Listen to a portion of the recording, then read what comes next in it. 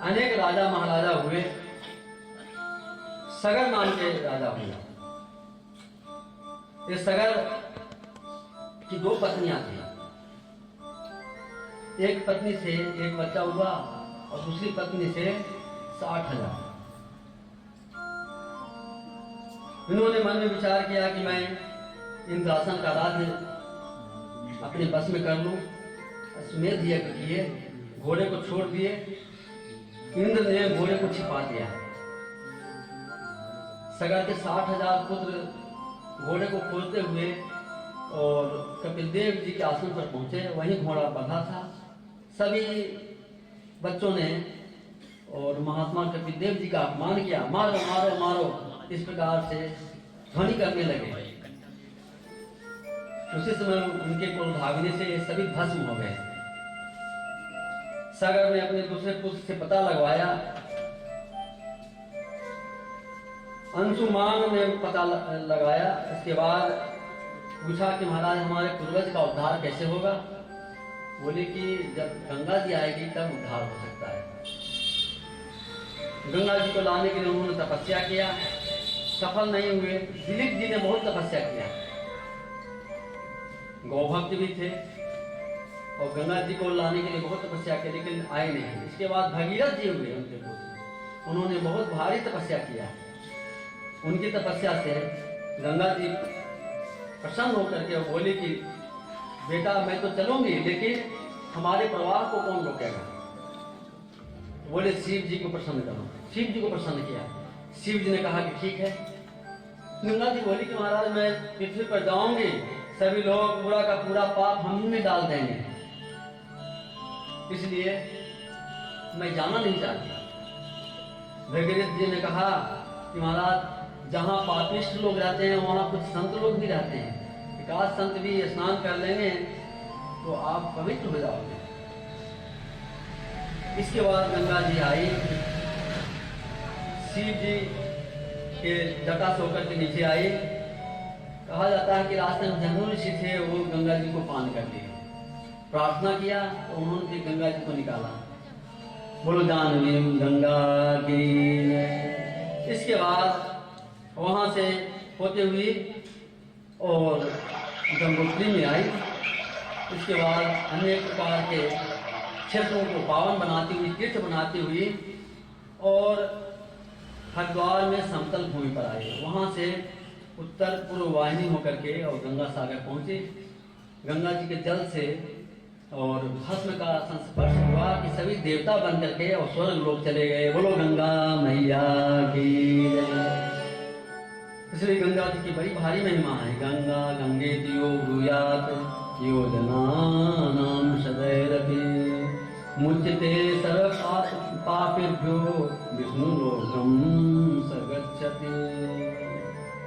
इसके बाद खटवांग हुए, उनके पुत्र ऋभुवाहु हुए, रघु हुए और अज हुए।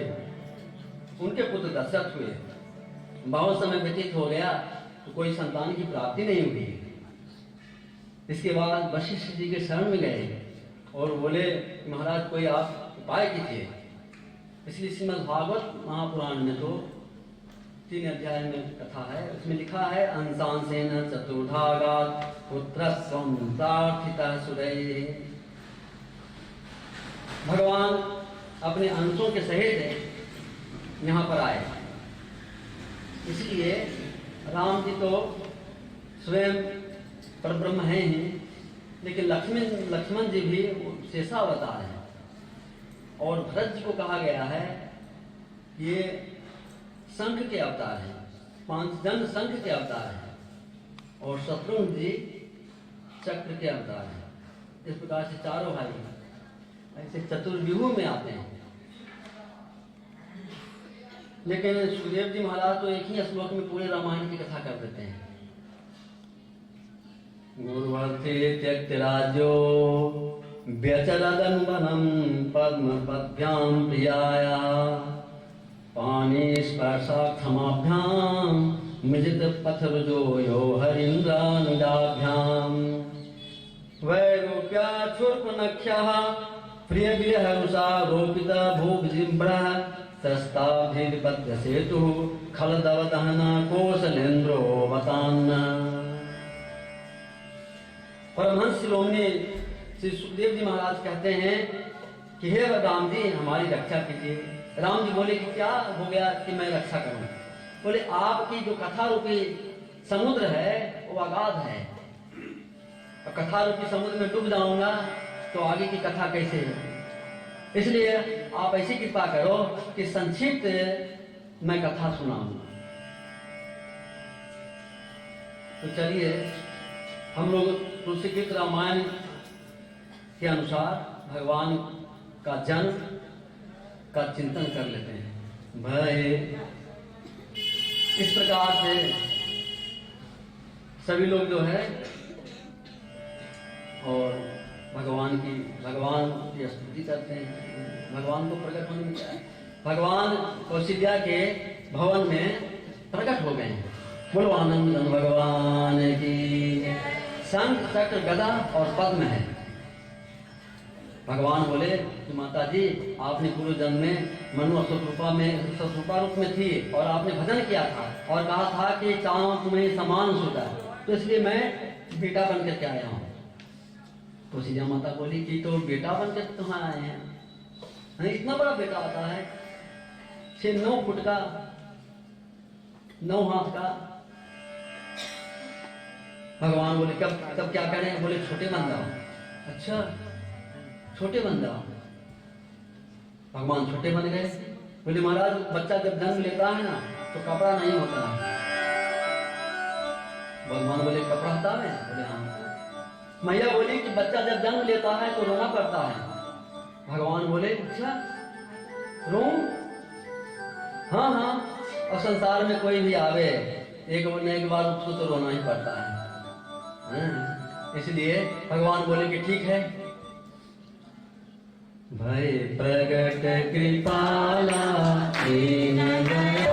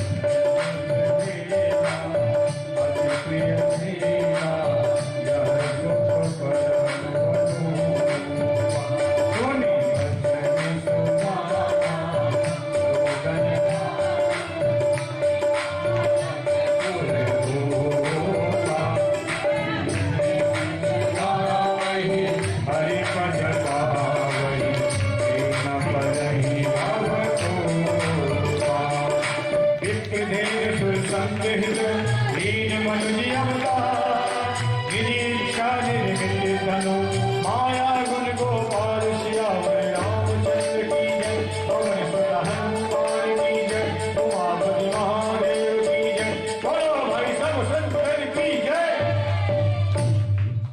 इस प्रकार से श्री दशरथ जी बहुत प्रसन्न हुए और कहा कि देखो, दशरथ पुत्र जन्म सुनि काना, पुत्र जन्म सुनि काना, दशरथ पुत्र जन्म सुनि काना, दशरथ पुत्र जन्म सुनि काना, मानव परमानंद मानव परमानंद समाना, परमानंद पूरी मन राजा, परमानंद पूरी मन राजा, कहा बुलाई बजा बहुपाजा, कहा बुलाई बजा बहुराजा, कहा बुलाई बजा बहुपाजा। खूब अनेक प्रकार के बाजे बजने लगे, बधाइयाँ बजने लगी, सब लोग एकदम नाचने लगे, गाने लगे। हाँ। जन्म लिया ले रघुरैया बजने बाजे बधैया, रघुरैया बजने बाजे बजैया, बाजे बधैया, बाजे बधैया, बाजे बजैया सखी बाजे सहनैया, बधैया बाजे बधैया, बाजे बजैया सखी बाजे सहनैया, रघुलियो रघुरैया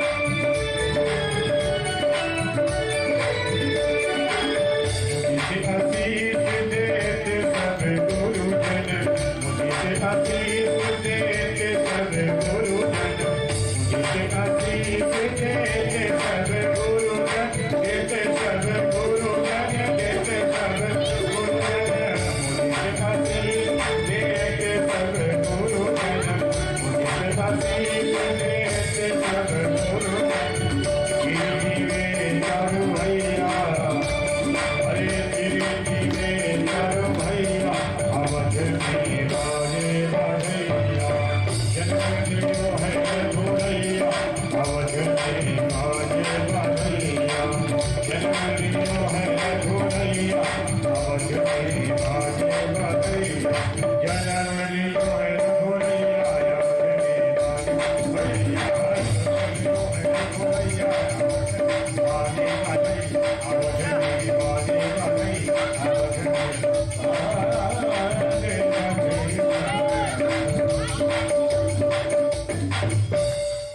प्रकार से पूरे अवध में आनंद का साम्राज्य हो गया है। बोलो आनंद भगवान की। दशरथ जी बड़ी प्रसन्न हुए हैं। अरे बड़े बड़े देवता लोग आते हैं भगवान का दर्शन करने के लिए। शिव जी आए हैं काकभूषुंड जी के साथ, भगवान का दर्शन करके कृतज्ञता का अनुभव कर रहे हैं। इसके बाद भगवान कुछ बड़े हुए और वशिष्ठ ऋषि के पास पढ़ने के लिए गए। इसके बाद वहां से पढ़ करके आए हैं। इधर विश्वामित्र मुनि के हृदय में ठाकुर जी ने प्रेरणा किया है, इसीलिए ठाकुर जी को मांगने के लिए अवध में आए हैं। दशरथ जी ने कहा महाराज आप जो भी मांगेंगे मैं दूंगा। बोले कि और कुछ नहीं चाहिए, मुझे राम जी अनुज समेत देव रघुनाथ। ये सुनकर के किंग कर्तव्य विमूढ़ हो गए राजा। और दशरथ जी ने कहा कि महात्मा जी आपने ऐसी चीज मांग लिया जो कोई दे नहीं सकता। सभी बेटे हमारे लिए प्रिय हैं, राम भी प्रिय हैं और भरत शत्रुघ्न भी प्रिय हैं, लक्ष्मण भी प्रिय हैं, लेकिन राम तो राम ही है।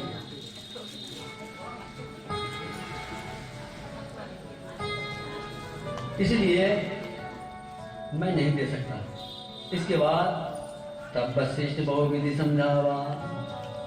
वशिष्ठ जी ने अनेक प्रकार से समझाया और कहा कि देखो राम जी 15 वर्ष के हो गए हैं, अब शादी विवाह का भी कुछ अभी पता नहीं चल रहा है। इतने सुंदर हैं कि लड़की खोजने में बहुत परेशानी होगी।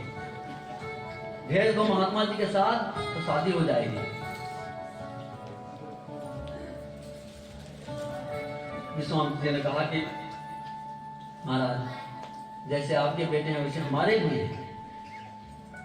तब दशरथ जी ने कहा कि महाराज आज से हमारे राम जी के पिता आप हुए और ले जाइए, लक्ष्मण जी को भी ले जाइए।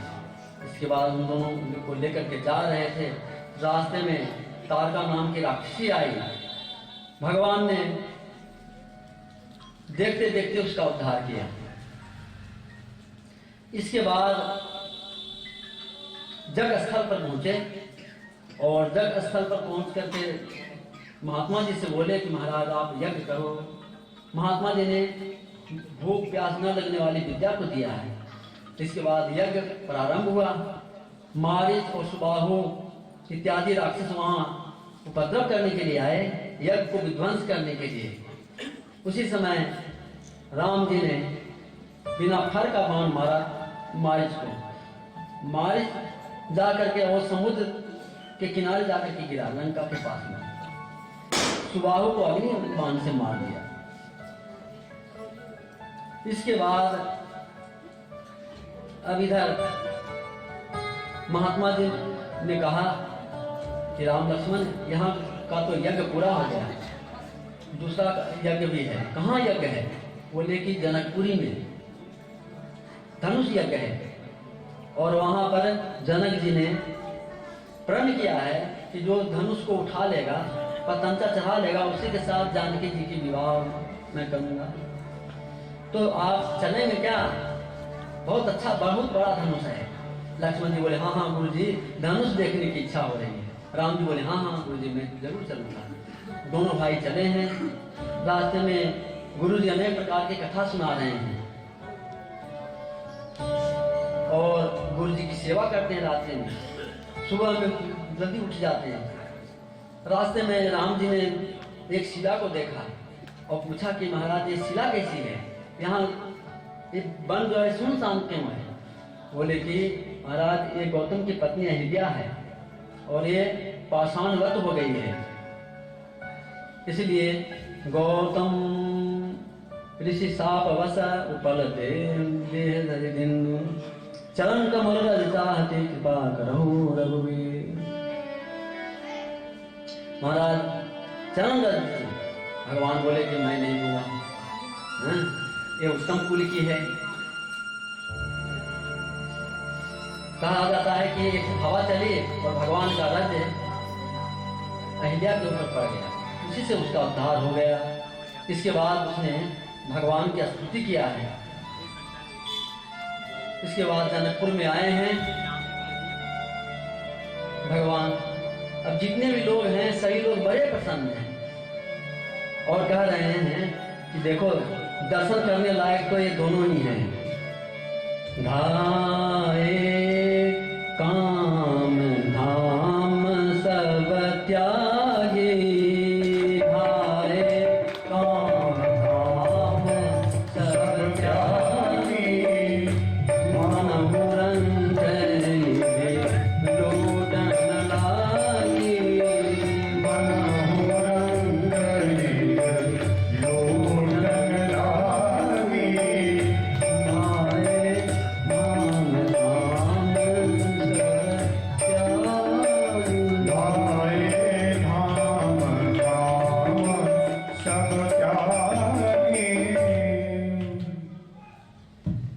घर में जो जैसे हैं उसी अवस्था में बाहर निकल जाते हैं। अरे आ जाओ देख लो कितने सुंदर हैं ये दोनों बाल, ऐसा लोग कहते हैं। तो जैसे दरिद्र को और मणि मिल जाए तो कितना खुश होता है, ऐसे ही भगवान का दर्शन करके लोग कृतार्थ होते हैं। ऐसे राम जी और कृष्ण जी में यही अंतर है। ऐसे कन्हैया जो है बंसी बजा करके अब खींचते हैं लोगों को, नाच करके अपनी ओर आकर्षित करते हैं। लेकिन हमारे राम जी जो हैं सीधे सीधे भी खींच लेते हैं। कहते हैं कि राम जी के और कृष्ण जी के भक्त में कुछ विवाद हो गया, कहा कि भैया हमारे जो है कन्हैया जो है सबको खींचते हैं। तो राम के भक्त थे, वो बोले कि भैया खींचते हैं तो हमारे राम जी दृष्टि चित्ता पहाड़कम, वो भी दृष्टि पर पढ़ते ही और उसके चित्त का हरण कर लेते हैं। ऐसे राम जी हैं। राम जी का दर्शन करके और सब लोग बड़े प्रसन्न हो रहे हैं। इसके बाद राम जी फूल लाने के लिए गए हैं। वहां वाटिका में ही जानकी जी से मिलन हुआ है। भगवान पुष्प लेने के लिए बोले माली से कि भैया मुझे पुष्प लेना है। माली ने कहा कि महाराज ये जो बगीचा है ना ये श्री जी का है, जानकी जी का है, इसमें पुरुष वर्जित है, आप नहीं जा सकते हैं। नहीं मुझे तो जाना है, फूल जल्दी लेना है। तो कहते हैं मालिक ने कहा पहले श्री जी का नाम लो। तो इस प्रकार से फिर राम जी ने कहा कि मुझे तो फूल लेना है। तब वहां के सेवकों ने कहा कि इसी समय हमारी किशोरी जी आ रही है। उसी समय जानकी जी वहां आ जाती है और राम जी के साथ उनका मिलन होता है। इसके बाद दोनों बड़े प्रसन्न होते हैं। सखियां कहती हैं कि देखो ये फूल तोड़ने में ही और पसीने से लथपथ हो गए, इतने सुकुमार हैं। भगवान कितने सुकुमार हैं। भगवान के पैर जो है ना वो भी कमल के समान कोमल है। नव कंद लोचन कंद मुख कर कंद पर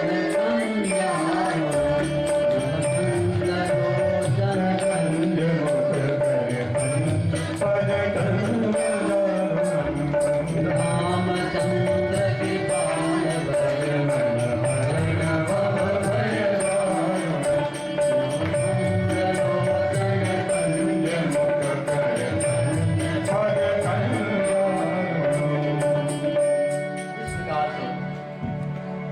एक सखी कहती है कि देखो ये देखने में तो छोटे हैं लेकिन काम बहुत बड़ा कर सकते हैं।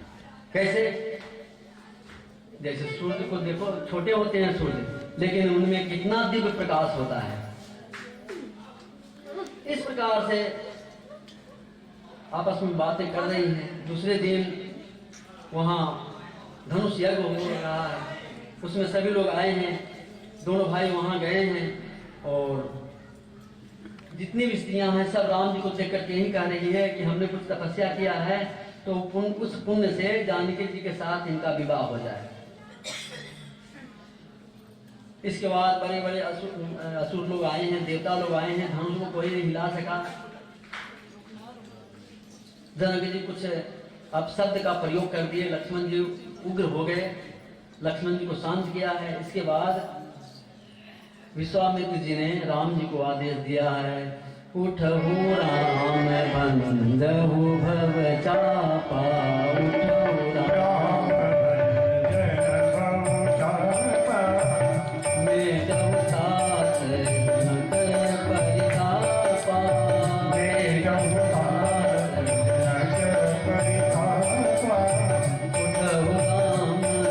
बंदहु भव चापा,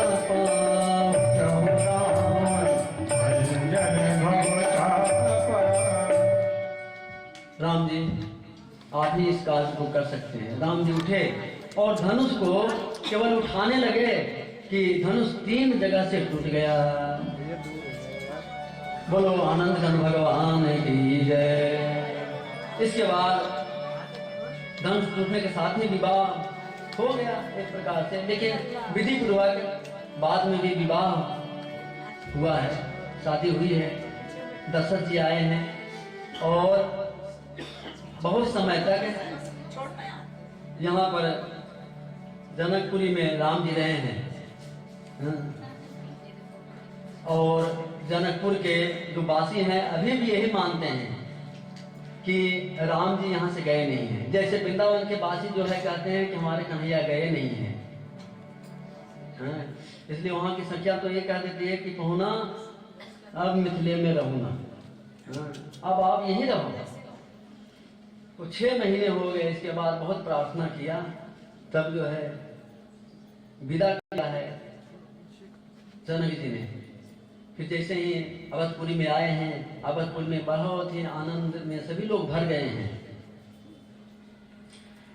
और आनंद में भर करके और आरती उतार रही है माताएं।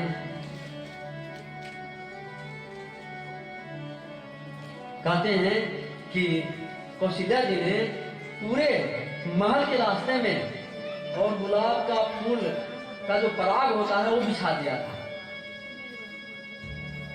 क्योंकि उनको पता हो गया था कि जानकी जी बहुत सुकोमल है, तो कैसे वो पैर रखेगी, कैसे आएगी, उसको कष्ट हो जाएगा, इसलिए पराग बिछा दी थी। और जैसे ही आरती उतारी देखी तो अचंभित हो गई कि ओहो, मैं इसको सोचती थी कि राम के जैसा कोई लड़की मिलेगी नहीं, लेकिन ये तो राम से भी ज्यादा सुंदरी है। बोलो जानकी माता की, इतना सुंदर। कौशल्या बोली कि राम बहुत अच्छी जोड़ी बनी है। ऐसा कहा जाता है कि मुंह दिखाई में कौशल्या जी ने कहा कि राम अब मैं क्या दूं अपनी पुत्र वधू को मुंह दिखाई में, मैं बस आशीर्वाद देती हूँ और ये कहती हूँ कि दोनों का प्रेम अटूट बना रहे, दिव्य प्रेम बना रहे। कैकेयी माता ने कहा कि मेरे पास कनक भवन है, मैं अपने राम को कनक भवन दूंगी। कनक भवन दे दिया है। सुमित्रा जी ने कहा कि हमारे पास तो कुछ वस्तु ही नहीं है, चलो मैं अपने एक बेटे को दे देती हूँ, राम एक तुम्हारी सेवा करेगा, तुम्हारी सेवा में रहेगा। इस प्रकार से सभी लोग बड़े प्रसन्न हो रहे हैं। समय व्यतीत हुआ है। एक दिन दशरथ जी के मन में विचार आया है कि मैं राम जी को राजगद्दी पर बैठा दूं। अपने मंत्रियों से कहा, मंत्रियों ने कहा कि महाराज इस बात में भी और कुछ पूछने की बात है, जल्दी होना चाहिए। सभी लोग बड़े प्रसन्न हो रहे हैं। कैकेयी को पता लगा है, कैकेयी बहुत खुश है कि हमारे राम को राजगद्दी मिलेगी। देवताओं के मन में खलबली मची, देवताओं ने मंत्रा की बुद्धि को विकृत किया इसके बाद कैकेयी की बुद्धि को भी विकृत कर दिया। कैकेयी मंथरा से बोली कि तुम जो है ये शुभ समाचार सुनी हो कि नहीं? मंथरा बोली कि कौन सा समाचार? हमारे सबसे प्यारे, हमारे सबसे लाडले राम जी युवराज बनेंगे। मंथरा बोली तुम्हारी बुद्धि फेल हो गई है। अरे जब राम गद्दी पर बैठ जाएंगे तो तुम्हारी कौन पूछेगा? तुम्हारे बेटे को कौन पूछेगा? कैकेयी ने अपना 9 लाख हार दे दिया मंथरा को कि राम जी राजा बनेंगे, इस उपलक्ष्य में ये ले, कुछ और अभी ले ले और मैं दूंगी। वो बोली कि मुझे कुछ नहीं चाहिए, तुम्हारे लिए मैं बोल रही हूँ। तब देवताओं ने कैकेयी की बुद्धि को भी विकृत कर दिया। और फिर कैकेयी बोली कि मंथरा तुम मेरी सखी हो, मैं पहले समझ नहीं पाई, लेकिन अब मेरी बुद्धि में मेरी बात आ गई है, लेकिन मैं क्या करूं? मंथरा ने कहा कि करना क्या है? आपने कथा सुनाई है ना कि 2 वरदान राजा के पास में खाती है, तो पहले वरदान में मांग लो भरत को राजगद्दी मिल जाए, और दूसरा वरदान में मांग लो 14 वर्ष का वनवास। बस काम हो गया। और भूल भुलैया में मत पड़ना राजा के। वो आए तो पहले उनको संकल्प करवा लेना, उनसे प्रतिज्ञा करवा लेना, जो मैं मांगूंगी वो दोगे। बस ऐसा ही हुआ। दशरथ जी आए, कैकेयी को नहीं देखे, पूछे कि कहाँ गई हो? दासियों ने कहा कि वो तो कोप भवन में बैठी हुई है। इसके बाद कोप भवन में जाकर मनाने की चेष्टा की, पूछे कि क्या चाहती हो? कैकेयी बोली कि पहले संकल्प करो, आप देने के लिए तो बहुत कहते हो, अब मांगो और मांगो, 2 वरदान है उसी को दे दो, बस मैं कुछ नहीं मांगती हूँ। दशरथ जी ने कहा कि 2 नहीं 4 मांग लो, मैं तैयार हूं, 2 ही दे दो जो मैं मांग रही हूं। हाँ हाँ, मुझ पर विश्वास करो। राम जी का जो लाड़ प्यार है वो अभी भी स्मृति में है, कैकेयी जान रही है, लेकिन भगवान के लिए कुछ तो करना है। भगवान ने ऐसा प्रेरणा किया है। कैकेयी बोली कि 14 वर्ष के लिए राम जी को वनवास है, ये तो दूसरे नंबर का वरदान है, लेकिन पहला वरदान है हमारे बेटे को राजगद्दी मिल जाए, भरत को गद्दी मिल जाए। दशरथ जी ने कहा कि अरे ये हंसी मजाक कर रही हो क्या? तुमने तो कभी ऐसा कहा नहीं, और राम से सबसे ज्यादा प्रेम करती हो। राम कौशल्या के पास नहीं खाते हैं, तुम्हारे पास ही जाकर के भोजन करते हैं, और अपने हाथों से खिलाती हो अपने राम को। अयोध्या में हाहाकार मच गया। जानकी जी को रोकने का प्रयास किया, लेकिन बोली कि मैं राम जी के बिना नहीं रह सकती। इसके बाद दशरथ जी ने अनेक प्रकार से समझाया है। सुमंत जी को कहा है कि वन दिखा करके इनको फिर ले आना। इसके बाद सुमंत जी रथ पर आरूढ़ करके ले गए हैं। जितने पुरवासी हैं राम जी के साथ साथ चल रहे हैं। राम जी ने सोचा कि हमारे कारण जनता जनार्दन को दुख होगा, ये अच्छी बात नहीं है। इसके बाद जैसे ही नदी आई, नदी के तट पर रुक गए। रात में सब प्रवासी सो रहे थे।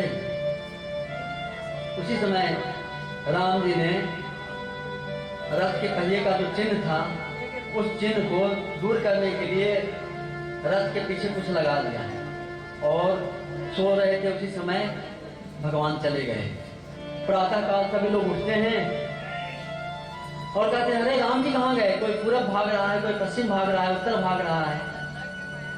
एक ने कहा कि जो सोए वो खोए, हम लोग सोए इसलिए राम जी हम लोगों को छोड़कर चले गए। इस प्रकार से पागल की तरह लोग हो गए हैं, लेकिन मन में सोचने लगे कि हम में कोई कमी है, तभी तो राम जी हम लोगों को छोड़ के चले गए। चलो अब अयोध्या ही लौट करके चलते हैं। सभी लोग अयोध्या लौटकर चले आए हैं। राम जी को लौटाने का प्रयास किया सुमंत जी ने, लेकिन राम जी नहीं लौटे। इनके साथ राजगुरु से भगवान की भेंट हुई है। इसके बाद सुमंत जी वहां से लौट करके इधर आते हैं और दशरथ जैसे ही आते हैं देखते हैं कि पूरा अयोध्या जो है श्मशान भूमि बन गया है। इसके बाद जैसे ही दशरथ जी को सुनाया कि राम जी नहीं आए तो दशरथ जी बहुत दुखी हुए और बोले कि राम जी नहीं आए तो मैं अब जीवित नहीं रह सकता। और राम राम कही राम कही राम राम कही राम कहते हुए अपने शरीर का परित्याग किए। तो इसके बाद फिर उनके शरीर को तेल में रख दिया गया। इसके बाद भरत जी को सूचना दी गई। भरत जी आए हैं। अयोध्या को श्मशान भूमि की तरफ देखकर पूछा क्या हो गया है, कोई हमसे बात भी नहीं कर रहा है। मैया कैकेयी के पास में गए। कैकेयी के पास क्यों गए? क्योंकि राम जी कैकेयी के पास ही रहते थे। भरत जी ने पूछा कि भैया कहाँ है? तब कैकेयी जी ने पूरा वृत्तांत सुना दिया कि थोड़ा सा काम बिगड़ गया जिसके कारण तुम्हारे पिताजी चल बसे और राम जी को 14 वर्ष के लिए वनवास हो गया। तुम्हारे लिए मैं सब की हूँ। ये सुनकर के मूर्छित होकर गिर पड़े भरत जी।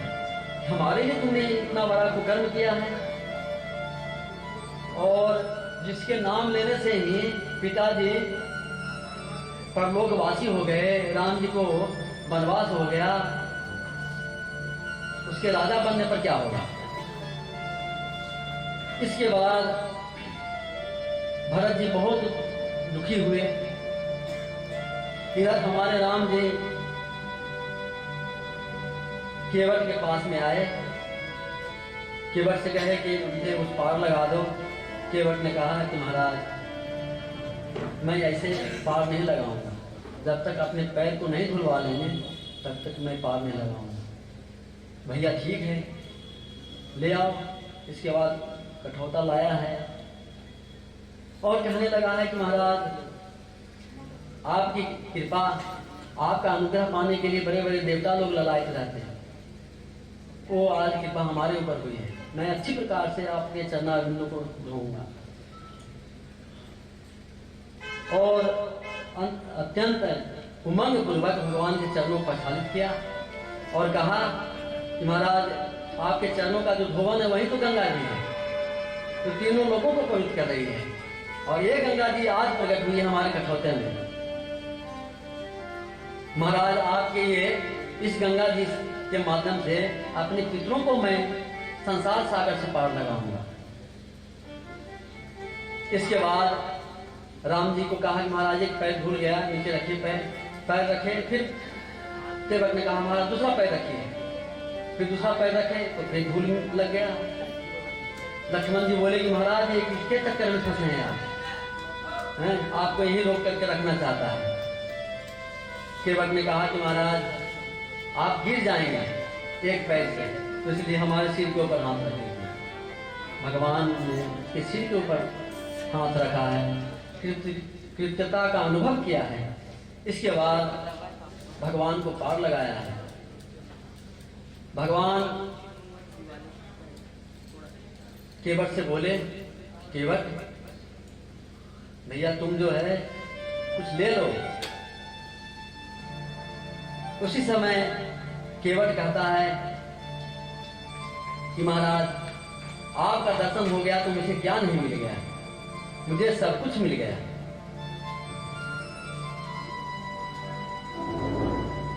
और बस जब आप लौटती बार कुछ देंगे तो मैं स्वीकार कर लूंगा। इसके बाद राम जी वहां से चलते हैं, चित्रकूट में आते हैं और वहाँ अनेक प्रकार के जो संत महात्मा हैं उनको कृतार्थ करते हैं। इसके बाद इधर से फिर भरत जी महाराज जाते हैं मनाने के लिए, सभी माताएं जाती हैं, लाव लश्कर के साथ जाते हैं।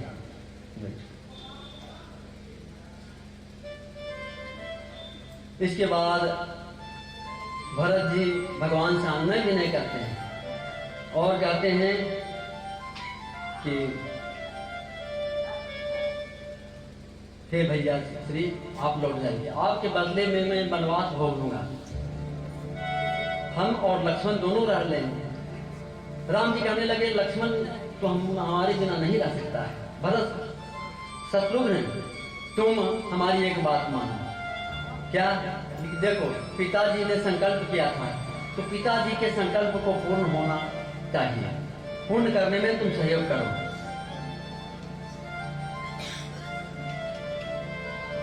भरत जी ने कहा कि भैया आप जो कहेंगे वही मैं करूंगा। राम जी ने कहा कि भरत तुम जो कहो वही मैं करूंगा।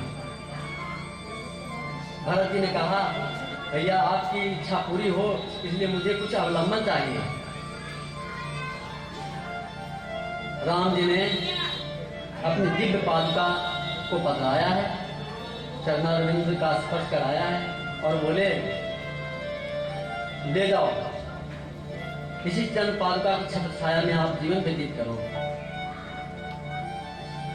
प्रभु करी कृपा पावेरी दीनी, प्रभु करी कृपा पावेरी दीनी, प्रभु करी कृपा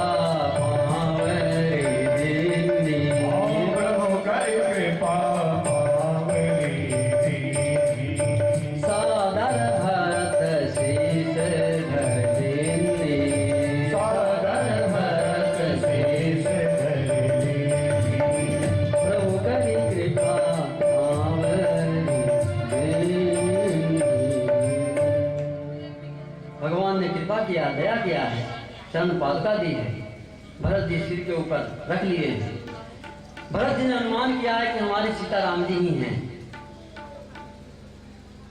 दाएं पादुका को राम जी समझ रहे हैं और बाम पादुका को जानकी जी। इस प्रकार से अवधपुरी में आए हैं, नंदीग्राम में ले जाकर के पादुका को संस्थापित किया है और गड्ढा खोद करके उसमें बैठ करके रहते हैं।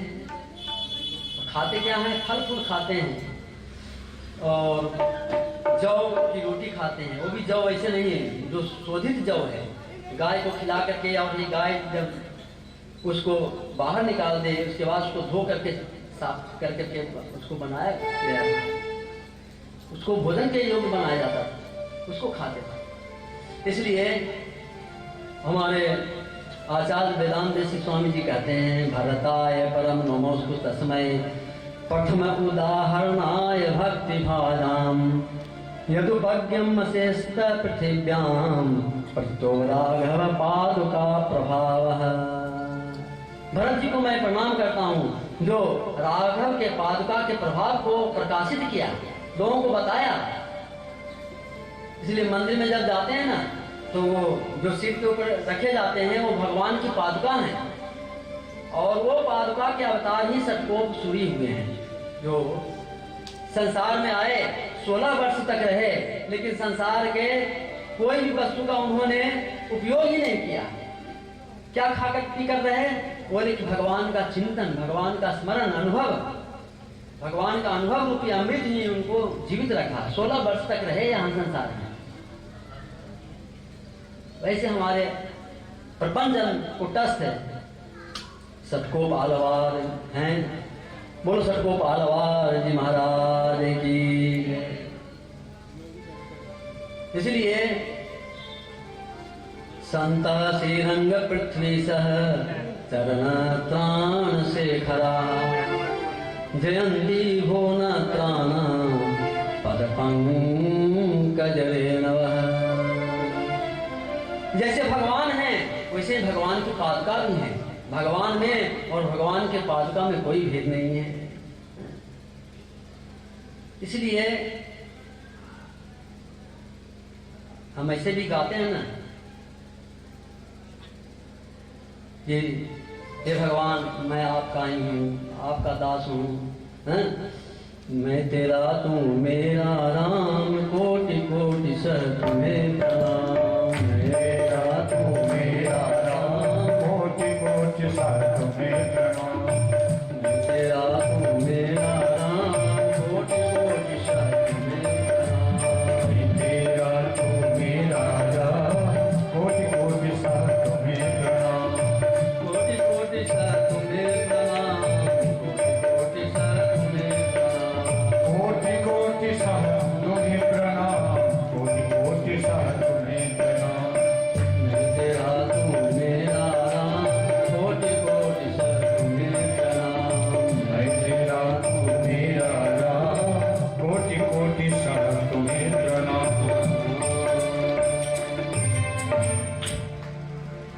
इस प्रकार से राम जी अब चित्रकूट में रह रहे हैं। राम जी ने मन में विचार किया यहीं रहेंगे तो राक्षसों का उद्धार कैसे होगा। इसलिए लक्ष्मण जी से बोले कि लक्ष्मण जी अब हम लोग यहाँ से आगे चले। यहाँ पर रहने पर बार बार घर परिवार की याद आती है, कोई न कोई आते रहेगा, यहाँ नजदीक है चित्रकूट, इसलिए हम लोगों को आगे चलना चाहिए। लक्ष्मण जी बोली ठीक है भैया। आगे गए हैं और वैसे भगवान दयालु, भगवान की कृपा है, भगवान का की लीला है। भगवान से कभी भी सीता जी अलग नहीं होती है, लेकिन भगवान लीलाधारी हैं। इसलिए कहा जाता है कि सीता जी ने स्वयं मन में विचार किया कि अगर मैं राम जी के साथ रहूंगी तो रावण का उद्धार कैसे होगा। इसलिए मुझे तो रावण के यहाँ जाना है, और जब रावण के यहाँ जाऊंगी तब फिर राम जी रावण से कहेंगे कि तुमने गलती किया है। वो गलती नहीं मानेगा, तब मारेंगे, वो अपजस नहीं लगेगा भगवान के ऊपर। इसलिए जानकी जी ने ये सब लीलाएं की हैं। और मानस के अनुसार जानकी जी को राम जी ने कहा तुम पावक मह करो निवासा, सबलहु करो निशाचर नासा। उस समय लक्ष्मण जी कहीं गए हुए थे फल फूल लाने के लिए। जानकी जी ने राम जी के आदेश के अनुसार अग्नि में प्रविष्ट हो गई और छाया सीता वहां बैठी थी। इसके बाद एक हिरण बनकर के आया मारीच राक्षस को रावण ने अपने साथ मिलाया। हालांकि वाल्मीकि रामायण में वर्णन है कि मारीच के पास रावण स्वयं गया और कहा कि तुम हमारे साथ चलो, तुम हमारे मामा लगते हो। अरे मामा भांजा की बात छोड़ो, तुम हमारे सेवक हो और चलो हम राम जी को विमोहित करेंगे। उनकी जो पत्नी सकल सौंदर्यवती है, बहुत सुंदर है, उसका हम अपहरण करेंगे। मार्च ने कहा कि किसने तुम्हारी बुद्धि को भ्रमित किया है? हैं?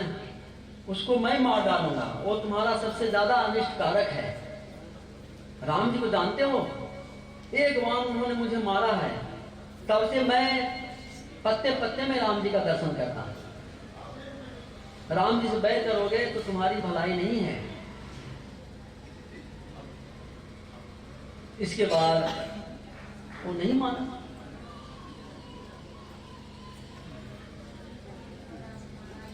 नहीं माना तो फिर जो है मारिच ने कहा कि चलो भैया, रावणादति मर्तव्यम रामादति। लेकिन राम जी से भी मरना है, रावण से मरना है, लेकिन बरम रामो न रावण। राम जी के हाथों से मरूंगा तो हमारी मुक्ति हो जाएगी। जब मुझे आप वो पीछा करेंगे तो मैं बार बार उनका दर्शन करूंगा, इस प्रकार से हमारा उद्धार हो जाएगा। और आया है हिरण बन करके सोने की। जानकी जी ने कहा कि ये तो मुझे चाहिए। राम जी ने कहा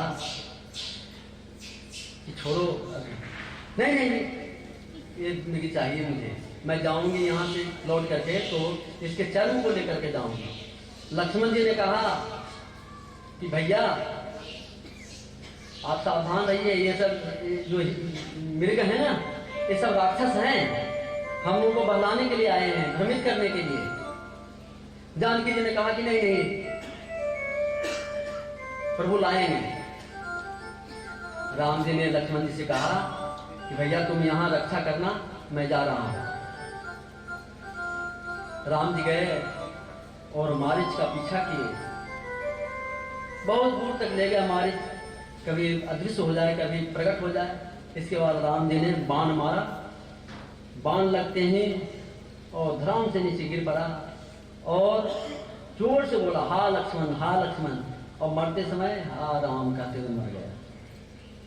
लक्ष्मण की बात सुन करके जानकी जी ने कहा कि लक्ष्मण तुम्हारे भैया के ऊपर विपत्ति आ गई, इसलिए आप जाओ उनकी रक्षा करो।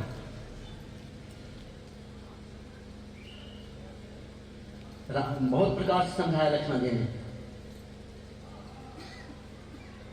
भृकुट विलास सृष्टि लय होई, भृकुट विलास सृष्टि लय होई, भृकुट विलास सृष्टि लय होई, भृकुट विलास सृष्टि लय होई, सपने संकट खई की सोई, सपने संकट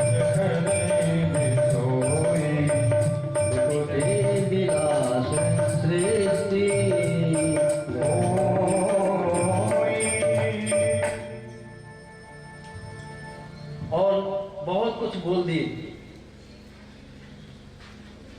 माता जानकी बोली कि आपके मन में दुर्भावना है कि राम जी नहीं रहेंगे तो हम साथ फिर यहाँ रहने लगेंगे। ये सुनकर के लक्ष्मण जी को जैसे कलेजे में कोई बाण मार दे ऐसा लगा कि मैं आप तो हमारी माता जी हो और आपके मुख से क्या निकल गया।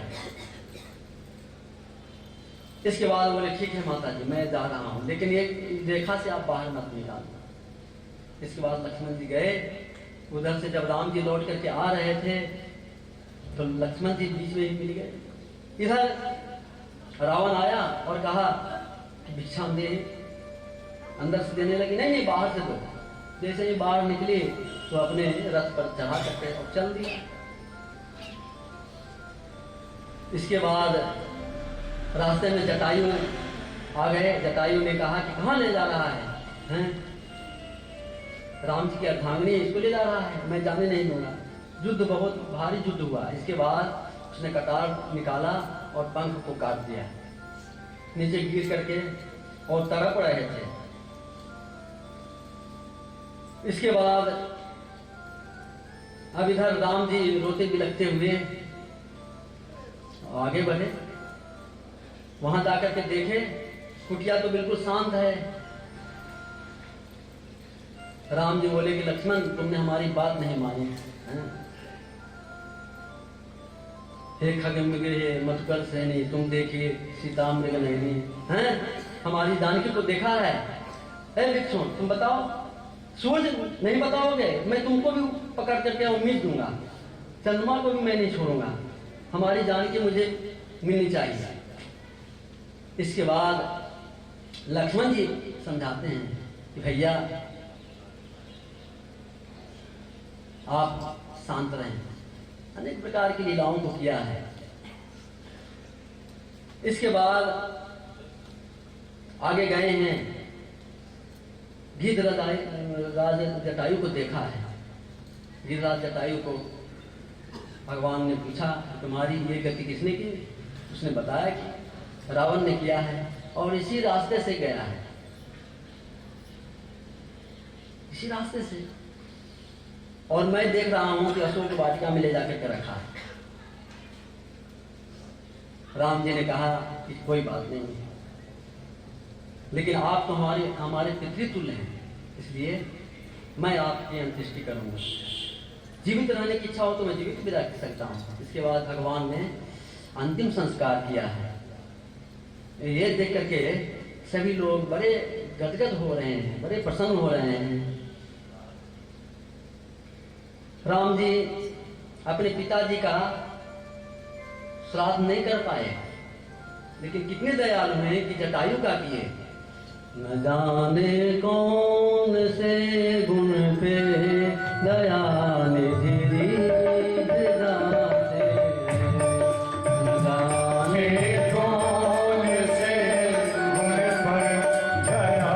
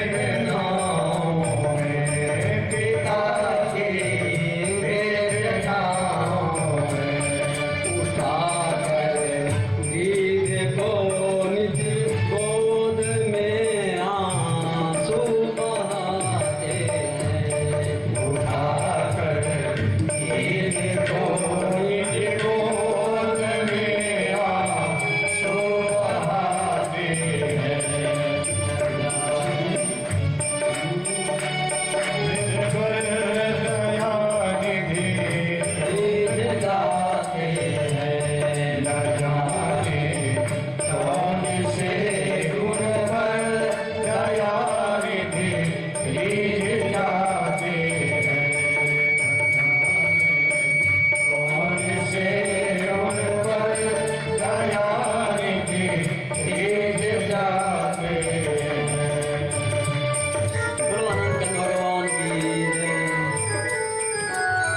इस प्रकार से भगवान गिद्धराज जटायु का संस्कार किए हैं। जटायु के जो धूल हैं अपनी जटाओं से भगवान धारे हैं, ये उनकी कृपालता है। इसके बाद वहां से आगे गए हैं और सबरी मैया को कृतार्थ किया है। सबरी बोली कि हमारे गुरुदेव ने कहा था कि सबरी हमारे साथ मत तुम जाओ, राम जी आएंगे, तब से मैं आपकी प्रतीक्षा कर रही हूँ। आज वो अवसर आ गया कि आप यहाँ आ गए, मैं कृतार्थ हो गई और मुझे कुछ उपदेश कीजिए। वैसे सबरी जी के विषय में आया है कि भगवान को जूठे खिलाई है, लेकिन हमारे आचार्यों ने कहा है कि वो देख देख करके खिलाती थी। उसके मन में ये भाव नहीं था कि मैं जूठी खिलाऊं, उसके मन में एक ही भाव था कि भगवान हमारे हैं और भगवान को किस प्रकार से खुश करूं। इसके बाद सबरी जी ने अनेक प्रकार से और भगवान की पूजा की है और नवधा भक्ति का उपदेश किया है राम जी ने, और कहा कि सब जितनी भी भक्ति है सब तुम में विराजती है, मैं किस प्रकार से तुम्हारी प्रशंसा करूं। सबरी ने कहा कि हे राम जी, आप यहाँ से ऋषिमुख पर्वत पर जाइए, वहीं सुग्रीव से आपकी मित्रता होगी, बाली का वध करेंगे, इसके बाद उसी के माध्यम से जानकी जी का पता लगेगा और हनुमान जी से भेंट होगी। इसके बाद राम के वहां से चलते हैं, अनेक प्रकार के संत महात्माओं को कृतार्थ करते हुए और वहां से चले हैं। इसके बाद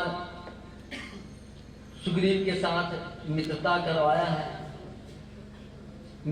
सखा का भाव तो पहले था, लेकिन हनुमान जी महाराज, हनुमान जी कौन हैं? हनुमान जी आचार्य हैं, गुरुदेव हैं। जय जय जय हनुमान गुसाई, कृपा करो गुरुदेव की नाई। इसलिए सुग्रीव हनुमान जी को भेजा राम जी के पास में और कहा कि कोई अजनबी आ रहे हैं, ऐसा लग रहा है कि हमारा जो शत्रु बना हुआ भाई है बाली, उसने ही भेजा है। इसके बाद राम जी के पास में हनुमान जी आए और पहचान गए। इसके बाद हनुमान जी ने कहा कि प्रभु हमारे साथ चलिए। राम जी बोले कैसे चले? बोले कि हमारे कंधे पर चल जाएंगे। लिए दोनों जन पीठी चढ़ाए। इसके बाद इस प्रकार से राम जी को लाए हैं और मित्रता हुई है। इसके बाद बाली का उद्धार किया है। सुग्रीव को भगवान ने डांटा है। लक्ष्मण जी ने आदेश दिया है जानकी जी का पता लगाओ। हनुमान जी महाराज गए हैं दक्षिण दिशा में और अंत में हनुमान जी ने ही संकल्प किया। जब जामवंत जी ने कहा कि हनुमान जी राम जी के काम के लिए ही तो आप आए हो, इसलिए आप ही कर सकते हो ये काम। तुरंत भाई वो पर्वताकार और जाकर के फिर विभीषण जी के साथ मिले हैं। विभीषण जी ने कहा कि भैया वहां पर तो बहुत ज्यादा पहरा होता है। बोले कि कोई बात नहीं, मैं माता जी से मिल लूंगा। लक्ष्मण जी पहले ही कह दिए थे कि हनुमान तो वहां जाना, लेकिन बहुत सतर्कता पूर्वक रहना। इसलिए हनुमान जी बहुत ही सतर्कता पूर्वक वहां पहुंचे हैं और रावण के द्वारा प्रताड़ित सीता जी का दर्शन किया है। इसके बाद जब रावण चला गया, हनुमान जी ने वहां भी कथा सुनाई है। राम नाम गुण बरने लगा, सुनते ही सीता कर दुख भागा। भगवान का नाम, भगवान की जो कथा है सुनते ही लाभ देने वाला है। इसके बाद हनुमान जी ने कहा कि मैं राम जी का पुत्र हूं। इसके बाद हनुमान जी माता जानकी जी से बोले कि माता जी बहुत भूख लगी है। जानकी जी ने कहा कि यहाँ बहुत रखवाली करने वाले हैं। हनुमान जी फल खाने लगे, बहुत अशोक वाटिका को उजाड़ दिया। इसके बाद फिर मेघनाद आया और उनको बांध करके ले गया। इसके बाद हनुमान जी के पूंछ में आग लगा दी गई और पूरे लंका को जला डाला। बोलो हनुमान लाल की जय। इसके बाद हनुमान जी माता जानकी का दर्शन करके चूड़ामणि लेकर के और राम जी के पास लौट आए हैं। राम जी बड़े प्रसन्न हुए हैं। इसके बाद नल नील के माध्यम से और सेतु का निर्माण हुआ है और राम जी ने फिर चढ़ाई कर दी है। बड़ा भयंकर युद्ध हुआ है। विभीषण की शरणागति होने के बाद बहुत तुमुल युद्ध हुआ और देखते देखते रावण के सभी जो अनुचर थे सभी मारे गए। अंत में रावण भी मारा गया। इसके बाद राम जी पुष्पक विमान पर आरूढ़ होकर के और अवधपुरी में आए हैं। यहाँ सभी लोग, जितने भी लोग थे सभी लोग बड़े प्रसन्न हुए हैं और शुभ घड़ी में, शुभ मुहूर्त में राम जी को राज्याभिषेक हो गया। बोलो राजा रामचंद्र जी महाराज की जय। इसके बाद अंत समय आया। सीता जी के निर्वासन की बात है, ये शास्त्र में आया है, लेकिन यथार्थता राम जी के साथ सीता जी हमेशा रहती हैं, कभी अलग होती नहीं, तो लीला के लिए अलग होती है। इसके बाद राम जी के कुश और लव 2 पुत्र हुए। लक्ष्मण जी के 2 पुत्र हुए, अंगद और चित्रकेतु। भरत के 2 पुत्र तक्ष, पुष्कल और शत्रुघ्न जी के सुबाहु और सुतसेन। राम जी ने कहा कि अब मुझे अपने लोक में जाना है। जो मेरे साथ सरजू जी में स्नान करेगा वो मेरे लोक को जाएगा। इसके बाद जितने भी अयोध्या के वासी थे सभी लोग तैयार हो गए जाने के लिए। तुलसीदास जी महाराज तो कहते हैं कि जो सीता जी की निंदा किया था धोबी, वो भी तैयार हो गया। सब लोग उसको कह रहे थे कि तुम नहीं जाओगे, तुम नहीं जाओगे। राम जी ने कहा कि भैया सब जा रहे हैं तो इसको क्यों रोकते हो। वहां गया वो भगवान के लोक में, तो वहां दरवाजा बंद हो गया। तो भगवान ने अलग से उसके लिए भवन बना करके, लोक बना करके और उसको ठहराया। ऐसे भक्त वत्सल भगवान की। इसके बाद श्री परीक्षित जी महाराज बोले कि महाराज बहुत सुंदर कथा है आपने सुनाई, राम जी का जो चरित्र है तो आनंद की उपलब्धि कराने वाला है। इसके बाद कुश वंश का वर्णन किया, निमि वंश का वर्णन किया है और चंद्र वंश का वर्णन किया है। नारायण सभी वंश के मूल हैं। उनके पुत्र ब्रह्मा हुए, ब्रह्मा के पुत्र अत्रि हुए और अत्रि के पुत्र चंद्रमा हुए और चंद्रमा से जो वंश चला इसलिए चंद्र वंश हो गया। इसी वंश में आगे चल करके गाधी नाम के महाराजा हुए, उनके पुत्र विश्वामित्र हुए, उनके दौहित्र परशुराम जी हुए।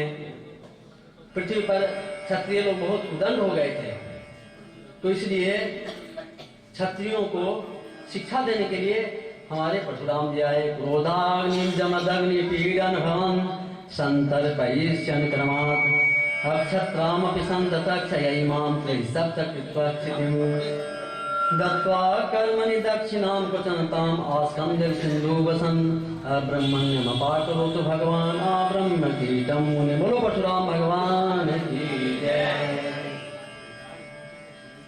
और इनका अवतार जगत को विवसित करने के लिए हुआ था। इसलिए जब राम जी आए और राम जी ने जब उनके हाथ से धनुष जब लिया तो उनकी जो शक्ति थी सब राम जी में चली गई। तब हाथ जोड़ करके प्रार्थना करने लगे कि महाराज मुझसे अपराध हुआ है। इसके बाद राम जी ने कहा कि कोई बात नहीं, भजन करो। इसके बाद भजन करने के लिए चले गए और आगे चल करके पुरुरवा हुआ। नहुष नाम के महाराजा हुए, उनके 6 पुत्र थे, यति, ययाति, संयाति, आयति, व्यति और कीर्ति। इसके बाद ययाति के वंश का वर्णन कहते हैं कि इन्होंने एक विवाह किया था देवयानी से। इसके बाद शर्मिष्ठा भी उनकी पत्नी हुई। बहुत उतार चढ़ाव इन्होंने अपने जीवन में देखा।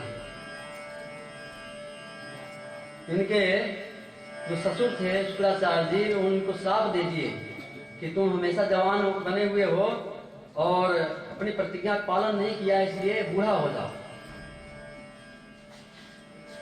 तो ये ससुर जी से बोले कि महाराज आपने गलती किया है। तो शुक्राचार्य जी ने कहा कि अपने कोई पुत्र से जवानी मांग लो, तुम जवान हो जाओगे। कोई बुढ़ापा ले ले तो तुम्हारा काम बन जाएगा।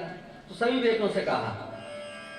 यदु जी ने सोचा कि हमारा धर्म चला जाएगा। अंत में सबसे जो छोटा था पुरु, उसने कहा कि महाराज मैं आपकी आज्ञा को स्वीकार करता हूं। इसके बाद वर्षों व्यतीत हो गए, हजारों वर्ष है। फिर उनको संसार से वैराग हुआ और फिर जो है ठाकुर जी के चरणों का चिंतन करते हुए भगवान को प्राप्त किए।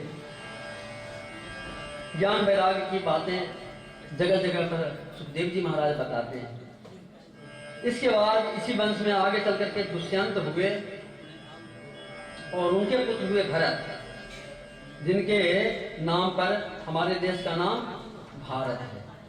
वैसे भरत नाम के एक ऋषि भी हुए हैं, उनके नाम पर भी भारत है। तो कहते हैं कि ये जो भरत नाम के महाराजा थे बहुत त्यागी महात्मा थे, महात्मा की तरह ही जीवन यापन करने वाले थे। और फिर आगे चल करके इन्हीं वंश में रंतिदेव नाम के राजा हुए और ये भी बड़े धर्मात्मा थे, बहुत दानी थे। इसके बाद आगे चल करके और जामक नाम के एक राजा हुए। एक बार कहा जाता है कि ये युद्ध जीत करके आ रहे थे, साथ में एक युवती को लेकर के आ रहे थे। तो उनकी पत्नी बोली कि किसको ला रहे हो? तो अपनी पत्नी से भयभीत हो गए वो। बोले कि आपकी एक पुत्र बहू है। अरे हमको तो बेटा हुआ नहीं है अभी, ये पुत्र बधू कहाँ से आ गई? एक कपट युक्त बात बता रहे हैं। तब वो चुप हो गया। उसने कहा कि देखो जब बेटा होगा ना तो इसकी शादी इसी से होगी। ये सत्य की बात है। तो इसके बाद उसके पिता लोग बड़े प्रसन्न हो गए, और फिर पिता लोग प्रसन्न हो गए तो फिर पुत्र की प्राप्ति हुई, फिर शादी हुई। इसके बाद दिवोदास आदि हुए, इनके वंश की परंपरा का सबका वर्णन हुआ है, और जरासंध की कैसे उत्पत्ति हुई है इसका वर्णन हुआ, कर्ण कैसे जन्म लिया इसका वर्णन हुआ है, पांडवों के विषय में वर्णन हुआ है, और अंत में श्री सुखदेव जी महाराज कहते हैं पृथिव्या सभय गुरुभरम क्षपयन गुरूणाम अंतः समुत्थ कलिना युधि भूपचम्बः दृष्ट्या विधूय विजये जय मुद्विभूष्य रुच्चोद्धवाय च परम समगा स्वधाम। इसी यदुवंश में हमारे बालकृष्ण लाल आए और यहाँ आकर के अनेक प्रकार की लीलाओं को किया। 11 वर्ष तक गोकुल और वृंदावन लीला को किया। इसके बाद 14 वर्ष तक मथुरा में रहे, कंस का उद्धार किया। इसके बाद करीब 100 वर्ष तक द्वारकापुरी में रहे, और वहाँ कौरव पांडवों में विवाद करवा करके उनकी लीला थी। इन दोनों के मध्य में युद्ध हुआ और अंत में पांडव विजयी हुए। उद्धव जी को दिव्य ज्ञानोपदेश दिया। इसके बाद अपने धाम को चले गए। बोलो आनंद कंद भगवान की जय। ये सुनकर के परीक्षित जी ने कहा कि महाराज आपने कथा तो सुनाई, लेकिन चुटकी बजाते ही आपकी कथा पूरी हो गई। इसलिए महाराज हम जिनके लिए घर छोड़े हैं उनकी तो कथा अच्छी प्रकार से सुनाइए, क्योंकि हमारी रक्षा करने वाले आप ही हैं। जुगोप कुक्षिम गत आत्मचक्रो मातुश्चमे यह शरणम गताया। जब मैं अपनी माँ के गर्भ में था तो उस समय ब्रह्मास्त्र का प्रयोग किया था अश्वत्थामा ने, तो आपने ही तो रक्षा की थी। इसलिए प्रभु जी ने भी रक्षा की थी। वो प्रभु सब जगह हैं और आप उनकी कथा सुना रहे हैं। हमारी दृष्टि में आप भी भगवान ही हैं। बोले ठीक है, बहुत सुंदर प्रश्न किया है। देखो जब पृथ्वी पर बहुत ज्यादा भार बढ़ जाता है तब भगवान यहाँ पर आते हैं और जगत के भार को नष्ट करते हैं। बोले कि भैया कई दिन हो गए कुछ खाए पिए नहीं हो। बोले कि महाराज आपके जो कथा रूपी अमृत है वो हमें आनंद ही आनंद दे रहा है, इसलिए अब भूख प्यास नहीं है। इधर जो सूरसेन के कई पुत्र थे उसमें जो वसुदेव थे, वसुदेव जी जा रहे थे, उसी समय रास्ते में उग्रसेन जी का जो पुत्र कंस था वो मिल गया और कहा कि देखो हमारी बात मानोगे? बोले क्या?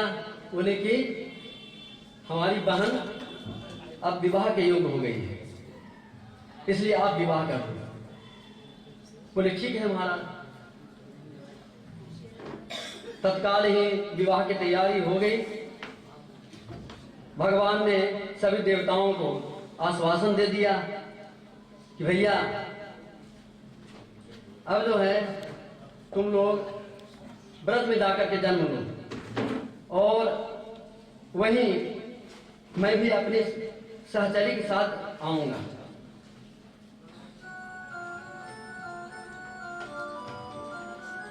इसके बाद उसने बड़ी धूमधाम से शादी करवाई।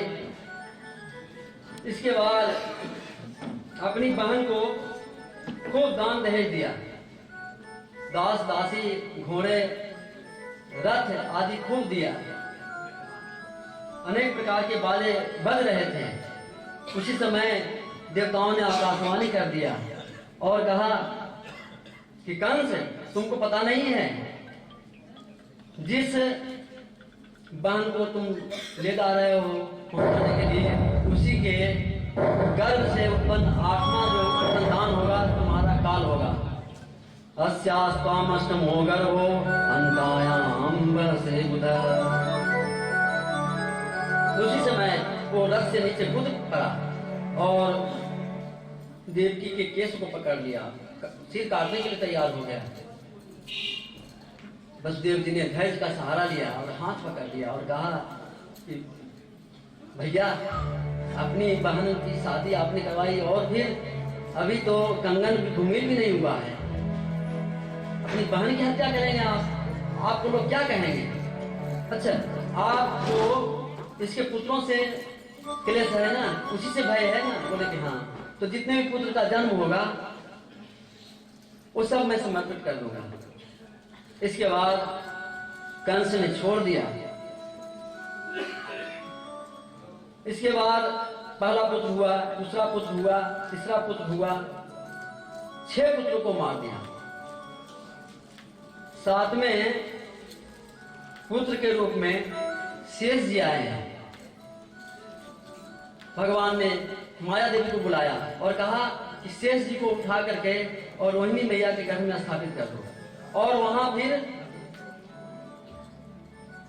आप फिर यशोदा जी के गर्भ से तुम जन्म लोगी, और जब हमारा यहाँ जन्म हो जाएगा वसुदेव जी यहाँ से लेकर के मुझे जाएंगे और तुमको लेकर के आ जाएंगे, और इस कलयुग में तुम्हारी खूब पूजा होगी।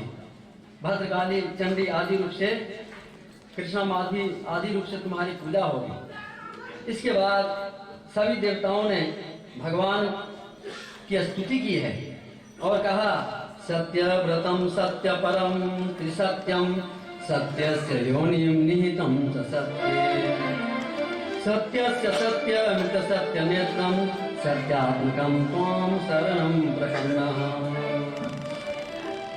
इस प्रकार से अब इसके बाद सभी लोग बड़े प्रसन्न हुए और कह रहे हैं कि हे कृष्ण, आप जल्दी आइए। स्वागतम कृष्ण सुस्वागतम कृष्ण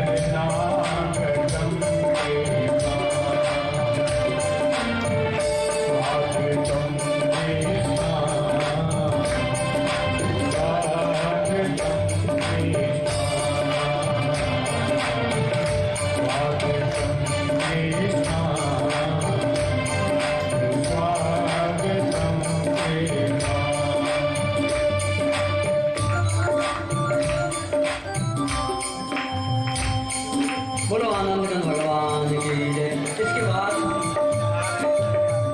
भगवान इधर सभी देवताओं से बोलेंगे कि कोई बात नहीं, साथ में संतान के रूप में जैसे आए हैं, लेकिन वो तो कहीं और पहुंच गए। कंस को बताया देवकों ने कि महाराज वो तो नष्ट हो गया। इधर भाद्रपद महीने में शेष जी महाराज प्रकट हुए, जन्म लिए। बोलो शेष भगवान की, जाओ जी महाराज की।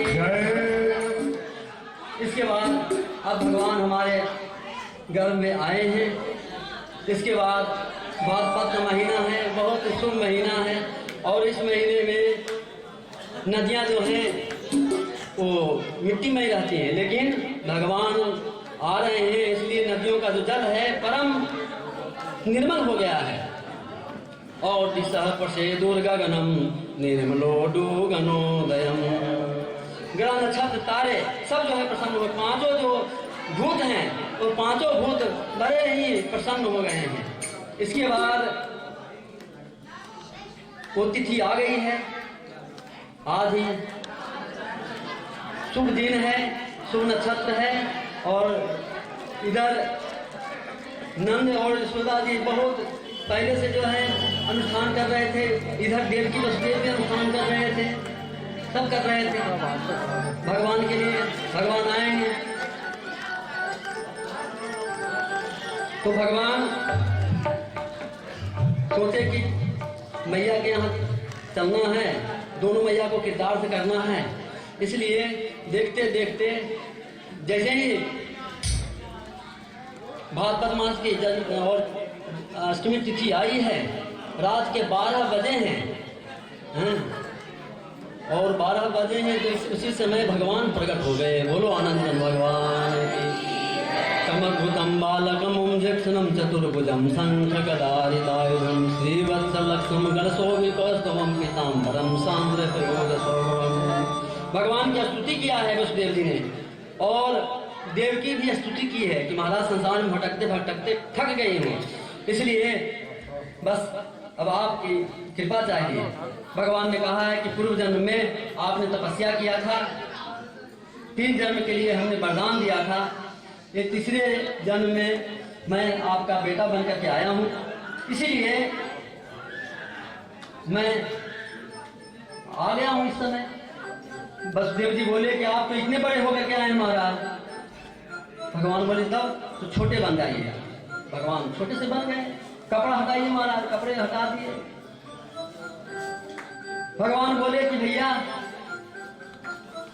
तुमको डर लग रहा है ना कंस से? बोले कि हाँ। तो तरी माम गोकुलम नया, मुझे गोकुल ले चलो। महाराज पैरों में बेड़ियां पड़ी है, हाथ में हथकड़ियां पड़ी है, और इतने लोग रक्षा कर रहे हैं, बाहर कोई निकलने नहीं देगा। बोले कि सब सो जाएंगे, जाने में कोई भी बाधा नहीं होगी। इसके बाद भगवान इशारा कर दिए थे, वहीं पर एक छोटी सी टोकरी थी, कहीं कहीं सूप भी लोग कहते हैं, तो उसमें रख दिया भगवान को और सिर के ऊपर उठा करके चले हैं। अब इंद्र देवता ने कहा कि थोड़ा सा जल बरसा दे। शुरू से ही इंद्र देवता बड़े जो है प्रसन्न हो जाते हैं, तो फिर विघ्न ही विघ्न होता है। तो हमारे शेष भगवान बोले कि हमारे प्रभु को ठंडी लग रही है और इंद्र को सेवा की बनी हुई है। निवास सैयासन पादुकाम शुभो प्रधान वर्षा तप वारणा विधि शरीर भेद, अनेक प्रकार से शरीर धारण करके अपने ठाकुर की सेवा करते हैं शेष भगवान। ऐसे हैं, इसलिए छत्र बन करके और रक्षा किए हैं।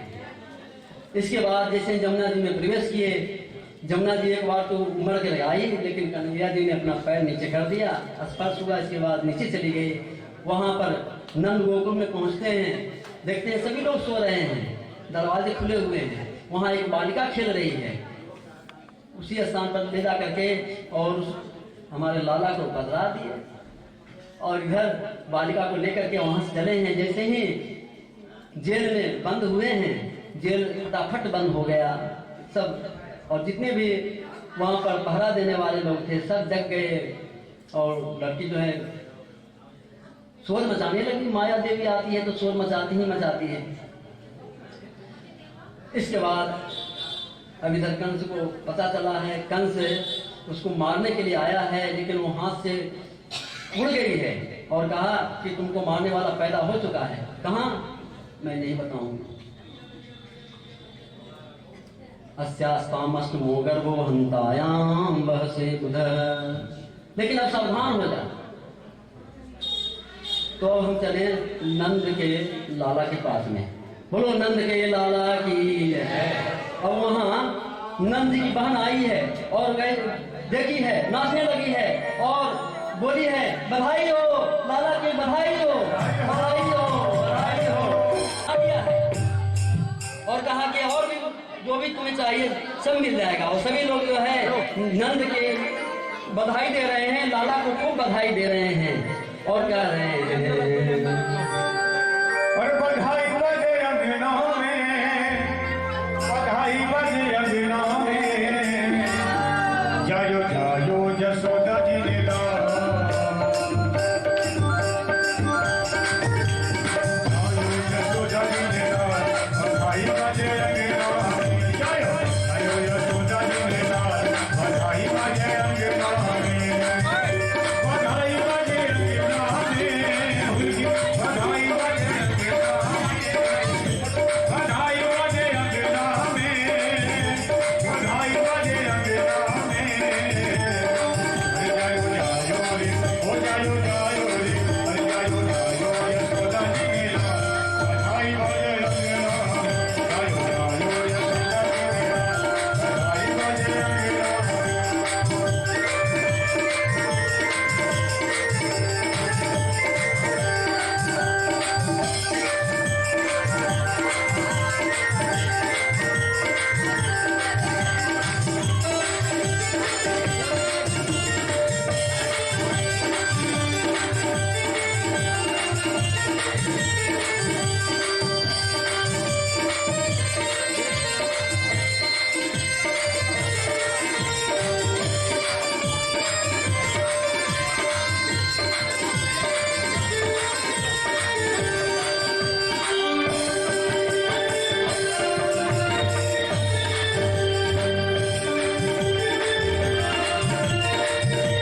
कोई सखी नाचे, कोई सखी गावे, कोई सखी नाचे,